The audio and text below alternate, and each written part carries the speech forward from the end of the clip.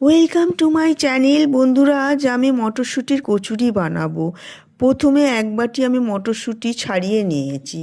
মটরশুঁটিগুলো ভালো করে ধুয়ে নিয়ে দুটো কাঁচা লঙ্কা দিয়ে আমি বেটে নিয়েছি। কড়াই গ্যাস কম আছে আমি বসিয়ে গরম করে নিয়েছি। 1 চামচে সাদা তেল দিয়েছি, ওর মধ্যে 1 চামচে সাদা জিরে, হাফ চামচে হিং দিয়ে তেলেতে আমি ভেজে নিয়েছি। নিয়ে বাটা মটরশুঁটিগুলো ওর মধ্যে দিয়ে আমি নেড়ে চেড়ে নিয়েছি। ওর মধ্যে নুন আর মিষ্টি পরিমাণ মতন দিয়েছি। দিয়ে ভালো করে নেড়ে একদম যখন দেখেছি শুকনো হয়ে গেছে তখন নামিয়ে আমি ভাজা মশলা করে রেখেছিলাম সেখান থেকে 1 চামচে দিয়ে দিয়েছি। অন্যদিকে ময়দা আটা আমি মিলিয়ে নিয়েছি সমানভাবে। ওর মধ্যে সাদা তেল, হাফ চামচে জোয়ান, পরিমাণ মতো নুন দিয়ে আমি ভালো আর হাফ চামচে হিংও দিয়েছি। দিয়ে ভালো করে আমি মেখে নিয়েছি জল দিয়ে, শক্ত করে মাখতে হবে।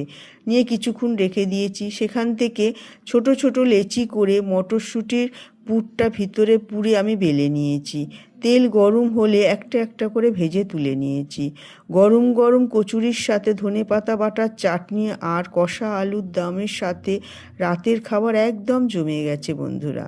কচুরিগুলো যেমন ফুলে উঠেছে তেমন খেতেও খুব ভালো হয়েছে। একবার এইভাবে বানিয়ে খেয়ে দেখবেন বন্ধুরা। ভালো লাগলে লাইক আর সাবস্ক্রাইব করতে ভুলবেন না।